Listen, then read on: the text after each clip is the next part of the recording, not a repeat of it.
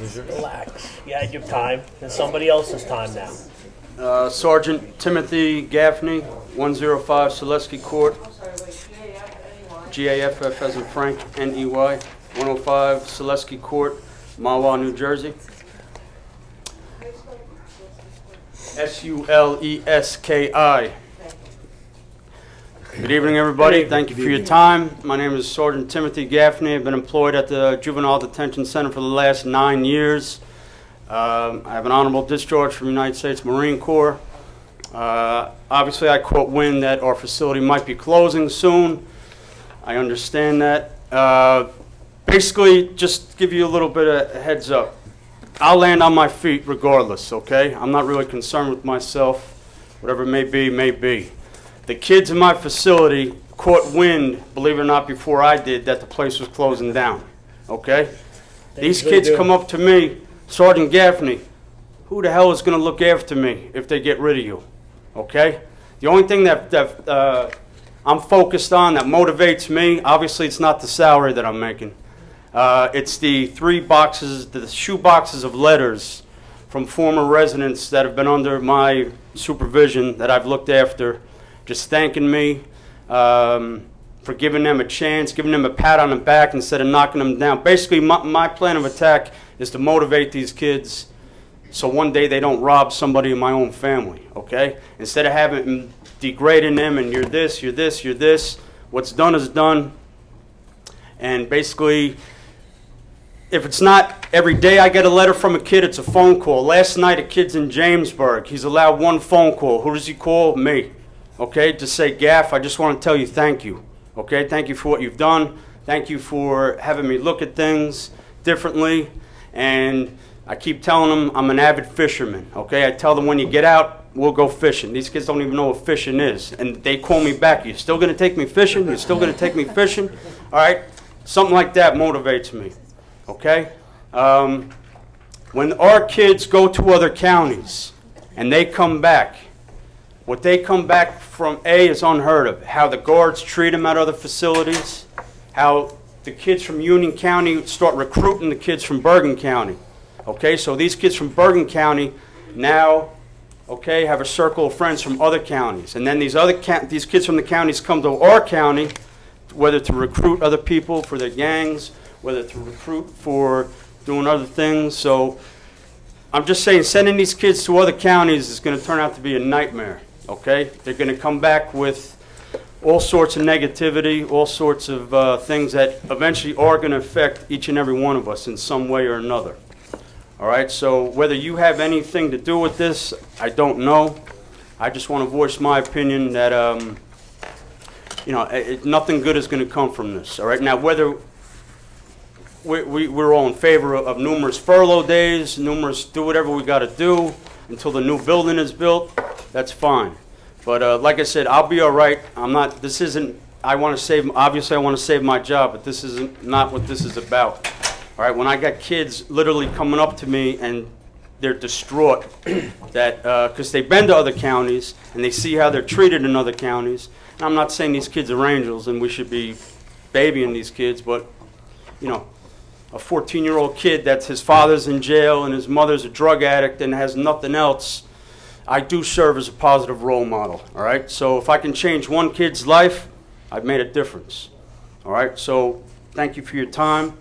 My co-workers might say a couple words. Good evening, Nicole Griffin, Town of Fly, New Jersey. I also have been Griffin.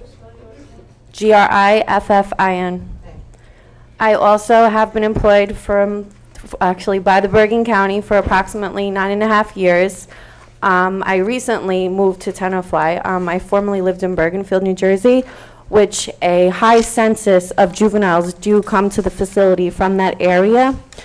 And I have a 14-year-old son who is very into sports. And it's very strange to have juveniles that have been incarcerated at the Bergen County Detention Center come up to me on numerous occasions to thank me in the streets, at sporting events, in the public eyes.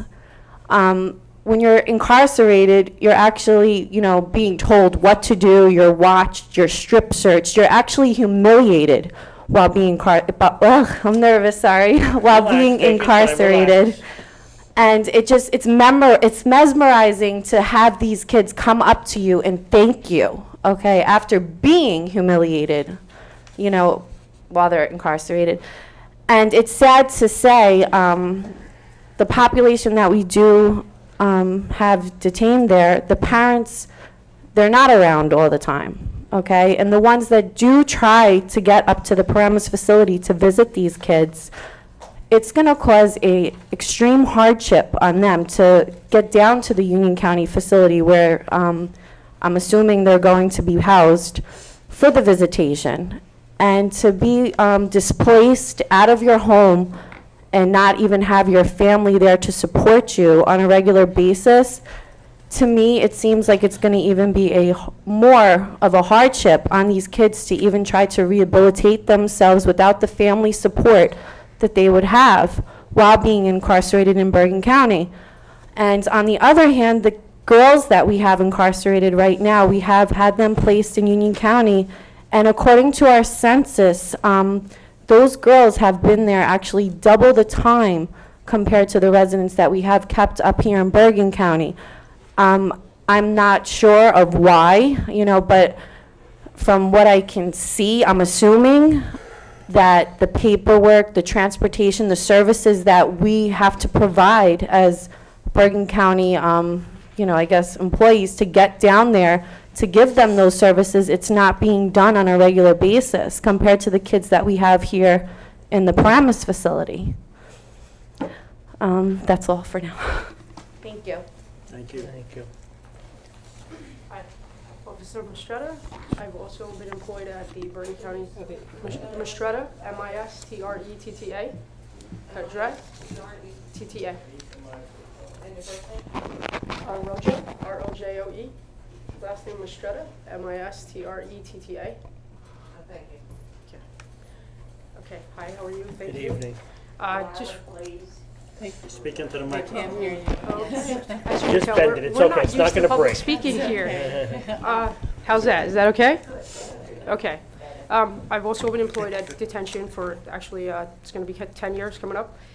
I can't tell you guys how gratifying it is when I'm out in the street and I see one of these kids come up to me and they say, you know, they do stop me and say to me, hey, Mistretta, thank you so much. You know, you actually helped me with this. And, you know, I see how well they're doing because they do come in there and they are distraught, and a lot of them do come from bad homes, and, you know, they don't have really good backgrounds. So I can't tell you, I cannot put a price tag or a dollar on how gratifying and how, you know, amazing that makes me feel. It's not obviously about the money that we make. Like I said, I mean, I took this job 10 years ago. I had a career, a college degree, and a career in a buying office where I was making double the money. But I said, you know what, I took the test before I actually got out of college, just as a backup, ended up getting a great job, and I just decided that, you know what, if I could change one kid's life and put one kid on the right track, then I did a good thing. And that's basically what my life has been in this place for the past 10 years.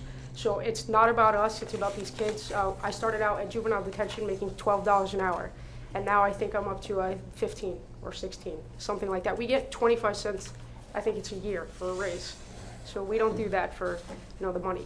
And all of myself and my coworkers are willing to take furlough days, and that will more than enough close this $250,000 budget gap, because it's not, again, about us, it's about the kids. So, thank you. Thank you. Thank you. Mr. Chairman?